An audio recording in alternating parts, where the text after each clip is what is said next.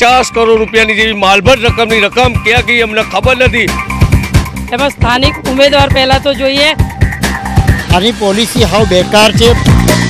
રોજગાર ઊભા કરવા જોઈએ। દેશભરમાં લોકસભા ચૂંટણીને લઈને કસમકસની લડાઈ ચાલી રહી છે। એક તરફ કોંગ્રેસ તો ભાજપ ક્યાં તો આપ ક્યાં તો અલગ અલગ જે પક્ષો દ્વારા પોતપોતાનો પ્રચાર કરવામાં આવી રહ્યો છે, ઉમેદવારો ઘોષિત કરી દેવામાં આવે છે। ત્યારે અમદાવાદના પૂર્વ બેઠક ઉપર આપણે અત્યારે પહોંચ્યા છે। અમદાવાદના બાપુનગર વિસ્તારમાં અલગ અલગ જે સોસાયટીઓ ખરે તેના પ્રતિનિધિઓ આપણી સાથે છે। કોઈક ડાયમંડના વેપારી છે, તે કોઈક સામાન્ય વર્કર છે, તે કોઈક બિઝનેસમેન છે। તેમની સાથે વાત કરવાનો પ્રયત્ન કરીશું। તેઓ શું માને છે સમગ્ર અત્યારે જે માહોલ ખરો તેને લઈને આપણે ચર્ચા કરીશું। શું કહેશો જે પ્રકારે ચૂંટણીનું બ્યુગલ વાગી ગયું છે, કોંગ્રેસ દ્વારા તેમના ઉમેદવાર નક્કી કરી દેવામાં આવે છે, ભારતીય જનતા પાર્ટી દ્વારા હજી સુધી ઉમેદવાર નક્કી નથી કરવામાં આવ્યો। શું કહેશો, કેવો ઉમેદવાર તમે ઈચ્છી રહ્યા છો? મારી રીતે ખરેખર ભારતીય જનતા પાર્ટીએ ગઈ પેરાશૂટ જે કહેવાય કે સારા 5 વર્ષ પૂરા થઈ ગયા છતાં એમના ભારતીય જનતા પાર્ટીના સંસદ સભ્ય ચૂંટાયા પછી દેખાયા નહીં। 50 કરોડ રૂપિયાની જેવી માલભર રકમની રકમ ક્યાં ગઈ અમને ખબર નથી। કોંગ્રેસે તમે જો ખૂબ તૈયારી સાથે ભારતીય જનતા પાર્ટી આવડી મોટી વિશ્વની મોટી પાર્ટી માનવા છતાંય રાષ્ટ્રીય અધ્યક્ષને આવવું પડે, એટલે મને લાગે છે કે 100% ભારતીય જનતા પાર્ટી હાર માની ગઈ છે અને ગુજરાતમાં 26 સીટનું જે બળકા પોકતી સરકાર માત્ર 10 થી 12 સીટોમાં સમાઈ જશે। અને એનાથી ઉમેદવારની વાત કરીએ, તમે કેવો ઉમેદવાર ઈચ્છો છો? સ્થાનિક તરીકે તમારે કેવો ઉમેદવાર જોઈએ? અમે એવું ઉમેદવાર જોઈએ કે અમારા વિસ્તારનો સ્થાનિક હોય કે આ જે મેન મુદ્દાઓ છે કે સંસદ સભ્યની કરોડ રૂપિયાની ગ્રાન્ટ, વર્ષે 10 લાખ રૂપિયા એટલે 5 વર્ષમાં 50 લાખ રૂપિયાની ગ્રાન્ટ, કે આ વિસ્તારમાં જો ચૂંટાયા પછી તમે પ્રેસ લાવવાની એક પણ અમારા સિનિયરથી ટાંકી નથી બનાવી, એક પણ કોલેજ નથી, શિક્ષણ ખાડામાં ગયું છે। અહીંનો જો સ્થાનિક ઉમેદવાર હોય તો 100% અહીંની જે લાખો રૂપિયાની ગ્રાન્ટ પ્રજાલક્ષી જે પ્રજાના યોજનાઓમાં કામ આવે। એટલે અમે એવું છીએ કે ખરેખર અહીંનો કોઈ મારો સ્થાનિક હોય અડધી રાતે ગમે આવેલા રૂપિયા ખર્ચાતા નથી। ત્યારે મહિલાઓ સાથે વાત કરીશું, કારણ કે ઘરનું મેનેજમેન્ટ મહિલાઓ કરતી હોય છે। બેન, શું કહેશો જે પ્રકારે મહિલા તરીકે તમે શું માંગો, તમારી માંગ છે, કેવા ઉમેદવાર જોઈએ અને તમારી અપેક્ષાઓ શું છે? સરકાર જે પણ અહીંયા ઉમેદવાર આવે તેના પછી તમારી અપેક્ષા શું હશે? અહીંયા એક તો ઉમેદવાર તરીકે સ્થાનિક 7 વિધાનસભા આવે છે લોકસભામાં, એમાં સ્થાનિક ઉમેદવાર પહેલાં તો જોઈએ કે જે અડધી રાત્રે કામ પડે ને તો આપણે એની જોડે જઈ શકીએ। બીજું કે એક સામાન્ય ઘરની મહિલા તરીકે હું એવી રજૂઆત કરું છું કે અત્યારે આ GST નોટબંધી લાયા પછી મહિલાનું જે ઘરનું કાર્યભાર હતો એ બંધ થઈ ગયો છે। છોકરાને ભણાવવા હોય સારી સ્કૂલોમાં તો ભણાઈ નથી શકતા, છોકરાઓને ટ્યુશન નથી રાખી શકતા, એટલે છોકરાઓનું એજ્યુકેશન એટલું બધું નબળું પડી ગયું છે મધ્યમ વર્ગમાં। સરકારે એક સ્કીમ બહાર પાડી હતી કે એજ્યુકેશન માટે વિદ્યાર્થીઓને લોન આપીશું, સ્કોલરશીપ આપીશું, પણ ખાલી એક આગળ ઉપર છે। આજે મારો દીકરો સ્કોલરશીપ લેવા માટે જ ગયો તો એને એવું કહેવામાં કે તમે મામલતદાર કચેરી જાઓ, મામલતદાર કચેરી જાય તો કે તમે સંસદ સભ્યનો દાખલો લાવો। હવે સંસદ સભ્ય આજે 5 વર્ષથી દેખાતા જ ના હોય, એમની ક્યાંય ઓફિસ ના હોય તો એ દીકરો ક્યાં જાય? આ હું એક મારી વાત કરું, એવા પૂર્વના પટ્ટામાં એવા કેટલા વિદ્યાર્થીઓને છે કે જે આના માટે ખરેખર એમનું ભણતર પૂરું કરી નથી શકતા। શિક્ષણ ખરું તે મહત્વનો મુદ્દો બેન માટે છે। ડાયમંડ માર્કેટની વાત કરીએ, અમદાવાદ બાપુનગર માર્કેટ જે ખરું તે ડાયમંડ માટે જાણીતું હતું। શું ડાયમંડની શું હાલત થઈ છે? છેલ્લા 10 વર્ષની વાત કરીએ, યુપીએના શાસનની વાત કરીએ, કોંગ્રેસ શાસનની વાત કરીએ, કોણે વધારે અહેમત આપી છે? ડાયમંડનો રકાસ કરો, હીરાની ચમક ગઈ છે, કેમ? પહેલાં તો કેવું હતું કે કોંગ્રેસ સરકાર હતી ત્યારે ડાયમંડ જે હતું એ ફૂલો ફાલો ધંધો હતો અને ડાયમંડ સાથે સંકળાયેલા હજારો કરોડો માણસો એની સાથે સંકળાયેલા હતા, એનું ઘર ગૃહસ્થી ચાલતી હતી। અત્યારની પરિસ્થિતિ ભાજપ આવ્યા પછી એવી વિપરીત થઈ ગઈ છે, પલટી મારી ગઈ છે અને ધંધો હાવ ઠપ થઈ ગયો છે। આની પોલિસી હાવ બેકાર છે, ભાજપ સરકારની પોલિસી। અને અમારા ત્યાં ધારાસભ્ય વલ્લભભાઈ પટેલ છે, પણ વલ્લભભાઈના માણસો ડાયમંડ માર્કેટની અંદર ખોટી હવા ફેલાવે છે।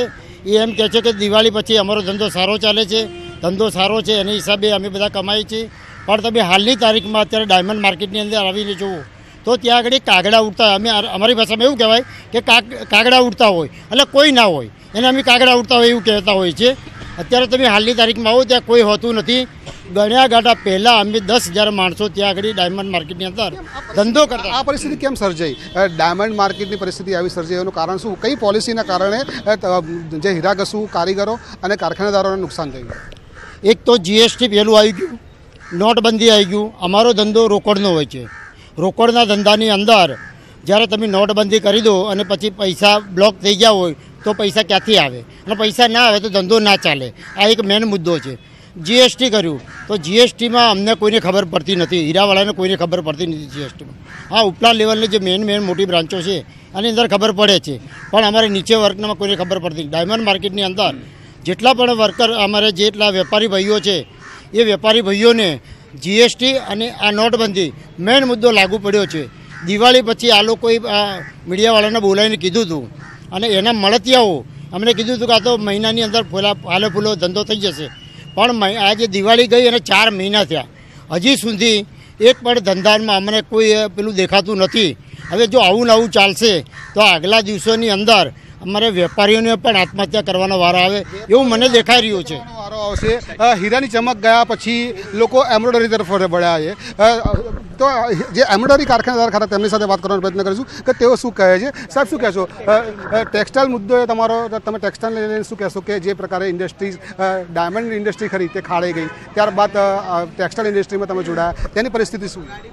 ટેક્સટાઇલની આજે એ પરિસ્થિતિનું નિર્માણ કર્યું છે ભારતીય જનતા પાર્ટીએ કે ટેક્સટાઇલની અંદર આજે વીકમાં ફક્ત ને ફક્ત 3 દિવસ ઇન્ડસ્ટ્રીના કારખાના ચાલે છે.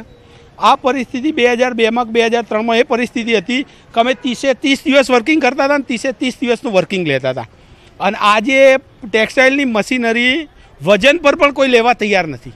લાખોની માલ મિલકત માટી થઈ ગઈ છે. એ પરિસ્થિતિનું નિર્માણ ભારતીય જનતા પાર્ટીએ કર્યું છે. અને મોદી સાહેબે જે વાદો કર્યો હતો 2014માં કે જો મારી સરકાર બનશે અને જો મારા વાયદા ખોટા પડશે તો મારું નામ બદલી નાખીશ, એમણે એક જ મુદ્દો સાચો કર્યો કે એમનું નામ બદલી નાખ્યું કે ચોકીદાર રાખી દીધું. આ એક સરસ એમણે એક વાદો પૂરો કર્યો છે એમને. બાકી એમણે બોલ બચ્ચન અને બીજું કંઈક કર્યું. ખાસ મહત્વની વાત કરીએ, રોજગારીની વાત કરીએ. રોજગારીથી તમે કેટલા સંતુષ્ટ છો? રાહુલ ગાંધી 22 લાખ રોજગારીની વાત કરી રહ્યા છે. યુપીના શાસનમાં પણ બેરોજગારી તો હતી જ. યુપીને ત્યાં હતી ત્યારે શું છે કે ભરતીને ત્યાં સ્ટે લાગતા, અત્યારે ગવર્મેન્ટમાં બધા જ કહે છે પણ કોઈ જગ્યાએ ભરતી જે એમના મળતી આવે છે તેમના દ્વારા થતી હોય છે. અને કૌભાંડા છે. બીજું સેકન્ડ પોઈન્ટ, ફર્નિચર લાઇનમાં અમારો બિઝનેસ છે. જીએસટી અને નોટબંધી આવ્યા પછી અમે એટલો અમારે કમરતોડ થઈ ગયા છે. અત્યારે કારીગરોના પગાર કંઈ કરવા ભારે પડી જાય છે. અત્યારે કારખાનાના ભાડા બી અમે નથી ચૂકવી શકતા. અને આજે લેબર જોબ કરતા હોય, લેબર પર જો 18% જે માણસ પોતાની લોહી વેડીને જો મજૂરી કરતો હોય એના પર જો સરકાર 18% લે છે તો લોકો ક્યાંથી ધંધા કરી શકશે? જીએસટી સૌથી મોટું નુકસાન કરી રહ્યું છે વેપારીઓને. જીએસટીનો મુદ્દો અગત્યનો રહેશે. તમે શું કહેશો? જે પ્રકારે અત્યારે પરિસ્થિતિ ખરી, ઉમેદવારો આવશે, અલગ અલગ પાર્ટી દ્વારા વચનો આપવામાં આવશે, તમે કયું વચન માગો છો? તમારી અપેક્ષા શું છે? અમારી અપેક્ષા એ જ છે કે જે છોકરાઓ આજે ગ્રેજ્યુએશન, આઈટીઆઈ, ડિપ્લોમા કરેલું હોય એ છોકરાઓ આજની તારીખમાં કોઈ જગ્યાએ પટ્ટાવાળાની નોકરી કરતા હોય છે. જે લોકોની સ્કેલ ઓછામાં ઓછી 25 થી 30 હજાર પગાર કમાવાની છે એ છોકરો 2500 ને 3000 રૂપિયામાં નોકરી કરે છે. એટલે પહેલાં તો ગવર્મેન્ટને આ છોકરાઓ માટે રોજગાર ઊભા કરવા જોઈએ. ખેડૂતલક્ષીમાં આજે મારી જમીન છે, હું લગભગ છેલ્લા મારા 4 મહિનાથી જમીન એમની એમ પડી છે પાણી વગર. તો પાણીને આપવું જોઈએ. પાણી કોઈ જગ્યાએ ગામની અંદર, અમારા ગામની અંદર કોઈ જગ્યાએ પાણીનું કોઈ નહેર કે કેનાલનું કોઈ છે જ નહીં. કોઈ જગ્યાએ પાણીનું મળતર જ નથી. આજે હું જે સોસાયટીમાં રહું છું એ સોસાયટીમાં કોંગ્રેસની સરકાર આવ્યા પછી કોર્પોરેશનમાં એ લોકોએ અમને પાણીની લાઈન આપી. આજ વખત લગભગ 25 વખત અમે વલ્લભભાઈ જોડે ગયા છું કે કાકા અમને આ પાણી આ લોકોએ લાઈન નાખ્યાલી, અમને આ પાણી પણ પાણીનું પ્રેશર અમને મળતું નથી, તો તમે આનું કંઈક કરો. આજ દિવસ સુધી આનું એ લોકોએ સહેજ બી કોઈ પણ જાતનું એમને લીધું જ નથી. બહાર આવી સોસાયટીમાં આવીને 8 લાખ રૂપિયાની એક તકતી લગાવી ગયા છે કે આ રોડ બનાવ્યો છે એમાં 8 લાખ રૂપિયા 10% લેખે અમને ભંડોળ આપ્યું હતું. તો હવે એ 10% એમના ગણો, 10% સોસાયટીના ગણો, 80% તમે કોર્પોરેશનના ગણો. તો એક સોસાયટીનો અહીંયાથી લગભગ મારા ખ્યાલ મુજબ 500 મીટરનો રસ્તો 1 કરોડ રૂપિયામાં સિમેન્ટનો બન્યો. એટલે આમાં કેટલો ભ્રષ્ટાચાર થઈ ગયો. ભ્રષ્ટાચાર ખૂબ જ વ્યાપી ગયો છે. અન્ય મિત્ર સાથે વાત કરીશું. સાહેબ, શું કહેશો? જે પ્રકારે અલગ અલગ પોલિસીઓ છે કોંગ્રેસ દ્વારા, ભાજપ દ્વારા, બંને તરફથી આપવામાં આવે છે, કઈ પોલિસી, કયા વચન ઉપર તમે વોટ આપશો તમારો? આમ તો જોઈએ તો કોઈના વચનો સાચા હોતા જ નથી. બધા ચૂંટણી વખતે જ ખોટા વચનો આપી દે છે. પહેલાં કે અમે આટલી લોન આપીશું, પહેલાં કે અમે આમ કરીશું, આમ કરીશું. બાકી એકેય વચન એકેયના સાચા હોતા નથી. કોઈને સ્થાનિકમાં કામ કરવું ગમતું નથી. ખાલી વાતો કરવી ગમે છે, વાતો કરવા બેસાડો તો સૌથી મોટી મોટી વાતો કરે છે. બાકી અમારે જો અમારે 15 વર્ષથી હજુ પાણીની લાઈન નથી અમારા સોસાયટીની અંદર. શાંતિવન બંગલોઝમાં હજુ 15 વર્ષથી અમે 2-3 વખત ત્યાં કોર્પોરેશનમાં રજૂઆત કરી તો કોર્પોરેશનવાળા કે તમે પાણીનું કાયદેસરનું મને કાગળિયું આપો. પાણીનું કાયદેસરનું કાગળનું તો પાણી જાય છે ક્યાં? અત્યારે રોડ ઉપર તો ઢોળાતું નથી. પૂછવા જઈશ કે સરકાર જે કેન્દ્ર સરકારના કયા નિયમો હોવા જોઈએ જેથી કરીને તમને ફાયદો થાય? નોટબંધીની વાત કરીએ કે પછી અલગ અલગ જે કેન્દ્ર સરકાર દ્વારા સ્ટેપ લેવામાં આવે છે એની વાત કરીએ. તમે કેટલા સંતુષ્ટ છો? તમે અહીંયા જે ઉમેદવાર આવશે તે કેવો ઉમેદવાર હોવો જોઈએ અને તેની પાસે તમે શું વચન માગી રહ્યા છો? અહીંયા જે લોકલ ઉમેદવાર હોય ને ખરેખર તો એને જ ઊભો રાખવો જોઈએ. બહારના કોઈ પણ ઉમેદવારને એવો ઊભો રાખવાની જરૂર નથી. અહીંયા લોકલમાંથી કોઈ બી ઉમેદવાર ગામની વચ્ચે રહેતો હોય તો એને ખબર પડે કે ગામની મુસીબત શું છે. હવે બહારગામથી આવતો ને બહારથી આવતો એ મેમ્બર્સને ખબર એ ના હોય કે ભાઈ અહીંયા આગળ સોસાયટીના ક્યાં પ્રોબ્લેમો છે, કઈ જગ્યાએ રોડ રસ્તા નથી બરાબર. રોડના કેટલાય 10 વર્ષથી ખાડાવાળા રોડે છે, હજુ કેટલાય રોડો તો રિપેરિંગ નથી થયા. સાહેબ શું કહેશો? મુદ્દાની વાત કરું, તમારો કયો મુદ્દો હશે જ્યારે તમારા ઘરે કોઈ વ્યક્તિ મત માગવા આવશે તો મુદ્દો કયો હશે? સૌથી પહેલાં તો હું એમ્બ્રોઇડરી સાથે સંકળાયેલો છું. આજે એમ્બ્રોઇડરીના મશીન પહેલાં 5 થી 7 લાખનું જે મશીન હતું ને અત્યારે ભંગારના ભાવમાં કોઈ લેવા તૈયાર નથી, કારણ કે રોજગાર બિલકુલ તૂટી ગયો છે. નોટબંધી અને જીએસટી આવ્યા પછી બિલકુલ બંધ થઈ ગયા. કઈ રીતે અમારે ભાડા ભરવા એ અમને ખબર નથી પડતી, કઈ રીતે ધંધા ચલાવો. બધા બેરોજગાર છે અત્યારે એમ્બ્રોઇડરીમાં. અહીંયા કે મશીનની જે 5-7 લાખની કિંમત હતી એ તમને માનો અત્યારે ભંગારના ભાવમાં કોઈ લેવા તૈયાર, તો એના ઉપર વિચારી જોવું જોઈએ કે ભાઈ કેટલી બેકારી અહીંયા હશે સૌથી પહેલાં તો. અને જીએસટી જ્યારે કોંગ્રેસ સરકાર લાવતી હતી ત્યારે આ જ ભાજપ સરકાર મોદી સાહેબ જ વિરોધ કરતા હતા. તો અત્યારે તમે કઈ રીતે લાયા? તમને કયા એમાં ઓપ્શન મળ્યા કે તમે જીએસટી લાયા? એટલે એ લોકોએ વિચારવું પડે. બીજા નંબરમાં કોંગ્રેસ સરકાર જ્યારે એફડીઆઈની વાત કરતી હતી 50%, ત્યારે તમે અત્યારે એફડીઆઈ 100% લાયા. તો કયા મુદ્દા ઉપર તમે એફડીઆઈ લાયા એ તો વિચારવું જોઈએ. ત્યારે એવું કહેતા કે બહારના દેશવાળા હવે અહીંયા ઇન્ડિયામાં આવીને હળદરને મીઠું વેચ, તો તમે કયા બેઝ ઉપર અત્યારે જીએસટી લાયા સાહેબ? તમને એ તો ખબર હોવી જોઈએ. એફડીઆઈને લઈને કહી શકાય કે લોકોમાં રોષ છે. ત્યારે અન્ય મિત્ર સાથે વાત કરવાનો પ્રયત્ન કરું. સાહેબ તમે શું કહેશો? જે પ્રકારે અત્યારે વચનોની વાત કરીએ બેન, તો મોંઘવારી કેટલો મોટો ઇસ્યુ છે? જો મોંઘવારીની વાત કરીએ, મહિલાઓને મોંઘવારી કેટલી નડી રહી? મહિલાઓને મોંઘવારીએ માજા મૂકી છે. આજે ગેસના ભાવ વધ્યા છે. ગેસના ભાવમાં એમ કહે છે કે સબસિડી આપીશું, તો 500 રૂપિયાનો બાટલો 900 રૂપિયામાં લે છે અને સબસિડી 200 રૂપિયા નથી આપતા. જમા કરાવી જોઈએ, 200 રૂપિયા જમા નથી થતી. બીજું કે શાકભાજી જે 100 રૂપિયાની નોટ લઈને જઈએ ને તો ઠેલી ભરીને શાકભાજી કોંગ્રેસની સરકારમાં લાવતા હતા. અત્યારે 100 રૂપિયા લઈને બજારમાં આવીએ ને તો એક ફ્રૂટ અને એક શાકભાજી લઈને જ ઘરે જઈએ છીએ. જે ખરેખર ઘરમાં 4 સભ્ય હોય ને તો થઈ પણ નથી રહેતું. અને બીજી એક વસ્તુ કે જીએસટી અને નોટબંધી આવ્યા પછી મહિલાઓને તો મોંઘવારીમાં જે 500-500ની નોટો જે સંતાડી હતી ને સાડીઓમાં અને ખાનગીમાં એ પણ બધી કાઢી નાખીને તો અત્યારે મહિલાઓ એટલી બધી રોજે રોજ ટીકા ચોંટાડે, સાડીઓમાં બટન ચોંટાડે, ડ્રેસમાં કંઈક ભરે, એમ કરીને રોજે રોજે શાકના દાળના પૈસા જે કમાતી હતી ને મહિલાઓ, એ પણ ધંધો બંધ થઈ ગયો છે. બીજું કે એ લોકોએ એવું કીધું હતું કે મહિલા સ્ત્રી સશક્તિકરણ, તો મહિલાઓની એક તો પહેલાં તો સલામતી નથી. એક મહિલા તરીકે કે 12 વાગે મારી મહિલા બજારમાં જાય તો સલામત છે, તો હું એમ પૂછું છું એમને કે 8 વાગે પણ મહિલા સલામત નથી. આ જ નેતાઓની વહુઓ પોતાની દીકરાને એમ કહેતા હોય કે બજારમાં જાવ તો ચેતજો, તો એમની જ દીકરી દીકરાઓ એમનું જ ઘર સલામત ના હોય તો પબ્લિક ક્યાંથી સલામત હોય? મહિલા સલામતી. ત્યારે અન્ય મિત્રો સાથે વાત કરવાનો પ્રયત્ન, ડેવલપમેન્ટની વાત કરીએ, મહત્વની વાત છે. વિકાસથી કેટલા પ્રભાવિત છો? સરકાર, કેન્દ્ર સરકાર દ્વારા જે વિકાસના કામ દાવા કરવામાં આવી રહ્યા છે, તમે શું કહેશો? ફર્સ્ટ ઓફ ઓલ તો હું ફર્સ્ટ ટાઈમ વોટર છું, એના માટે ખૂબ ઉત્સાહિત છું કે આ વખતે જે અમે જાણતા હોઈએ બરાબર છે, જે કામ કરી શકે એવા ઉમેદવારને અમે વોટ દેવા માટે જઈ રહ્યા છીએ. તો મારું એવું કહેવું છે કે લોકો એમ કહે છે કે ભાજપની સરકારમાં વિકાસ થયો. તો વિકાસ એટલે શું? કે ખાલી રોડ રસ્તા બનાવવા એ વિકાસ છે? કે અમારા સ્થાનિકો હેલ્મેટ પહેરીને રોડ ઉપર જાય છે એ વિકાસ છે? કે પછી 4 રસ્તે ટ્રાફિકનું પાલન થાય છે એ વિકાસ છે? તો વિકાસ એટલે શું? તો વિકાસના મુખ્ય 5 મુદ્દાઓ છે: શિક્ષણ, આરોગ્ય, રોજગાર અને ખેતી અને સંરક્ષણ. આ 5 મુદ્દા ઉપર જો ફોકસ કરવામાં આવે તો એને પ્રોપર રીતે વિકાસ થયો કહેવાય. બરાબર છે. અને જે બીજું એ છે કે અત્યારે જે અત્યારના સમયમાં જે હિન્દુત્વ ઉપર જે રાજકારણ, જે ગંદુ રાજકારણ કરવામાં આવે છે, એના જગ્યાએ આ 5 મુદ્દાઓ ઉપર ફોકસ કરવામાં આવે તો મને એવું લાગે છે કે સારી રીતે વિકાસ થઈ શકે છે. અને બીજું એ છે શિક્ષણ. બરાબર છે. અત્યારે હું BCAનો 2nd યરનો સ્ટુડન્ટ છું. બરાબર છે. અને અત્યારે તમે જોઈ રહ્યા છો કે ડિજિટલ ઇન્ડિયાની વાતો થઈ રહી છે. હવે આ સમયમાં BCAની અમદાવાદ અને ગાંધીનગરમાં એક પણ ગવર્મેન્ટ કોલેજ છે નહીં. હું વર્ષના 30,000 રૂપિયા ફીસ ભરું છું અને શિક્ષણ મેળવું છું. બરાબર છે. શિક્ષણ માટે તમે ક્યાં જાઓ છો? કઈ કોલેજમાં જાઓ છો? કઈ ખાનગી કોલેજ?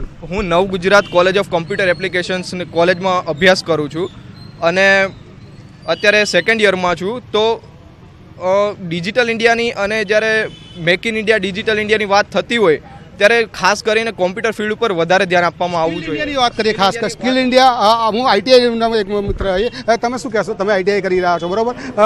સ્કિલ ઇન્ડિયાની વાત કરીએ, તમે ટ્રેનિંગ લીધા પછી તમને રોજગારીના કેટલા અવસરો હોય? મેં ITI કરી રહ્યા છીએ. ITIના પછી જે અમને એપ્રેન્ટિસ કરવાનું આવે છે, અલગ અલગ વિસ્તારમાં અલગ અલગ કંપનીઓમાં સાહેબોના કોન્ટેક હોય તો એ પ્રમાણે બનીને અમને એપ્રેન્ટિસમાં મોકલે છે. એમનું પર્સનલ કોઈ કોન્ટેક હોતો નથી. એ સાહેબને રિક્વાયરમેન્ટ કરે, રિક્વાયરમેન્ટ અરજીપત્ર હા પડે પછી અમને એપ્રેન્ટિસમાં મોકલે છે. અને એ પાકું હોતું નથી કે એપ્રેન્ટિસમાં લીધા પછી અમને સક્સેસફુલી કોઈ જોબ મળી શકે. એની પ્રમાણે અમારે આગળ વધવું પડે છે. પણ અનિશ્ચિતતા હોય, નોકરી મળશે કે નહીં. અનેકમાં ફર્સ્ટ ટાઈમ વોટર સાથે વાત કરીશું. શું કહેશો?